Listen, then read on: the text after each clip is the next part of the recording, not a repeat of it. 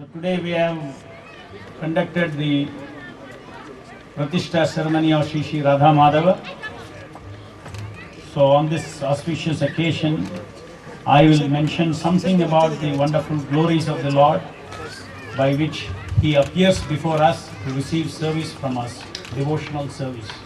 Before that, everything that we are blessed with is due to the mercy of the great Bhakta of Lord Sri Krishna, of Lord Chaitanya, His Divine Grace, Bhakti Vedanta Swami, Srila Prabhupada. So, who is the Supreme Lord?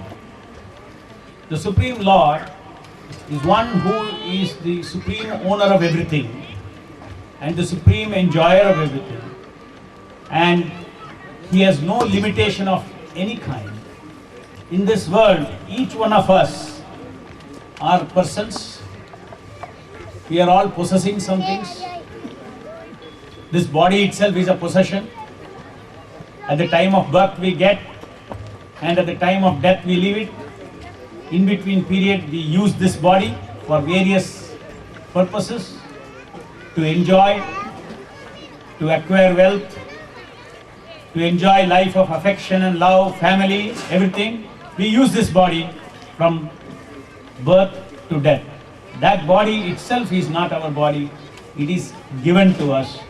Not only this body is not ours, everything that we acquire, our wife, our children, our wealth, nothing belongs to us permanently. It is all given to us to use. The only one who permanently owns everything, He is God. So God is also a person, we are also a person. What is the difference? We are Anu, small, God is Vibhu. Our capacity is small to think, our capacity is small, our capacity to love is little, our capacity for everything is very little. But the Lord is a person. You can just think all the qualities that you have, you extend it to limitless extent. That is that personality of God.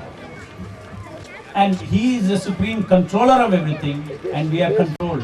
He is the supreme controller of everything, every people, every wealth, every world, destiny, the world, the planets, everything moves according to His direction. This world is constructed with such brilliance that you see today scientists have found out so many things over the several years. 100 years back, there was no lights. You can't have lights like this. You can't have speaker like this. You can't have, there was no electronics. Is it not? There was no motor car, there was no transportation. It is all come out of man has studied the science, how this world is working. And to find out how this is working, the scientists require so much brilliance, and we praise them that the scientists are so brilliant, they have found out these things. So just imagine what should be the brilliance of the person who designed and created this world.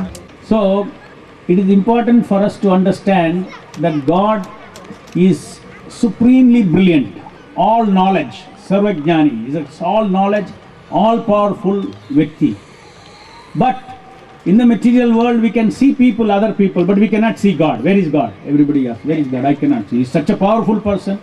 He is the one who knows everything. He is very interesting. I want Him. Where is He? I want Him. You cannot see with your eyes. But you can see His creation. You can see His miracle. You can see everything that He has created. But He is hiding from us. Why? The Lord actually is inside and outside of everything. We cannot see Him, that's all.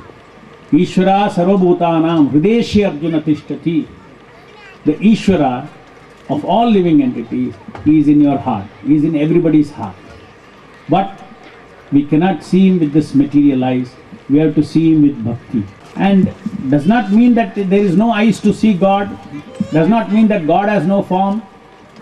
There is a spiritual world, a world beyond this material world.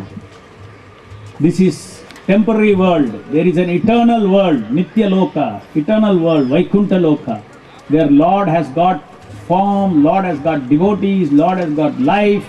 Everything is there in the Vaikuntha Loka.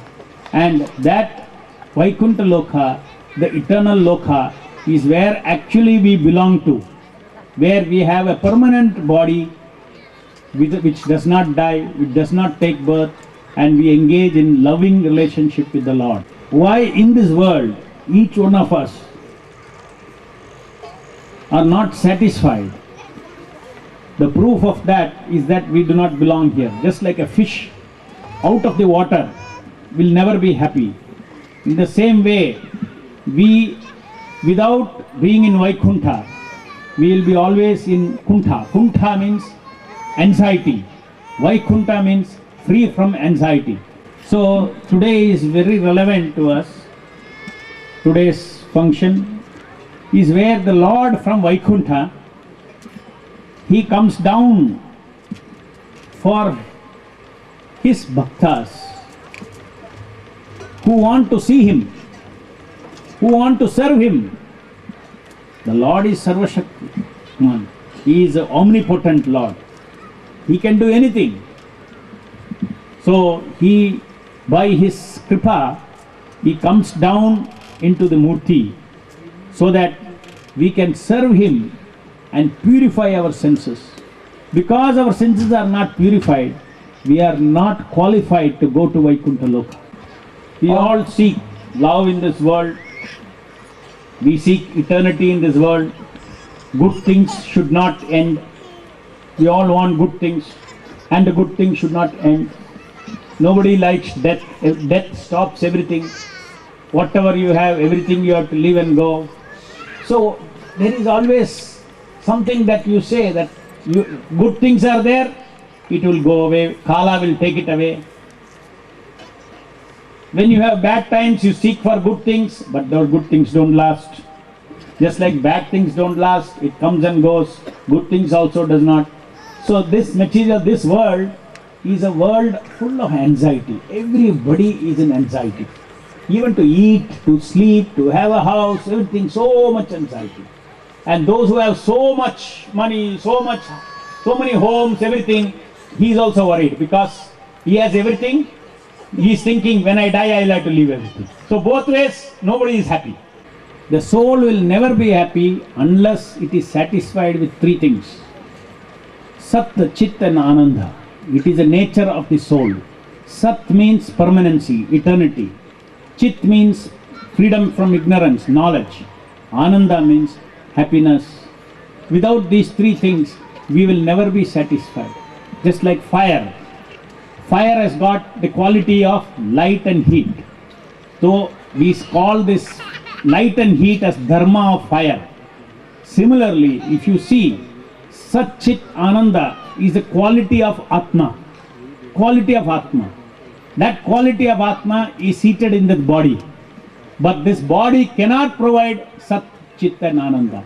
This is a conflict. This is a difference. That is why nobody is satisfied. Sat is not possible because we know it is growing old. Ultimately it will die. So this body is not permanent. So Sat is never satisfied. Chit. We know that we all have got defective senses. Perfect knowledge is not there. Everything is an approximation. Nobody has perfect knowledge. We all commit so many mistakes. In business we make mistake, in this decision, that decision. Why do you make mistake? Incomplete knowledge. No knowledge. So full knowledge is not possible also. Ananda, again you see in this material world, Ananda is always mixed with Dukkha. There is no pure Ananda in this world. Just like if I give you some sweet rice and put some sand in that sweet rice. Even when you want to enjoy the sweet rice, you have to bite the sand. So in the material world, all happiness is like that. It is all mixed with dukkha. So then naturally the question comes, is there pure Satchit Ananda? Can we get it somewhere? Is it there? Is it available? If it is not available, then why you are trying for it? If you are created, and if you are hungry for permanency, if you are hungry for knowledge, if you are hungry for Ananda, that means it is available somewhere. Where is it available? The Lord is called Supreme Satchit Ananda. Krishna is Satchidananda Vigraha. Krishna is like the Surya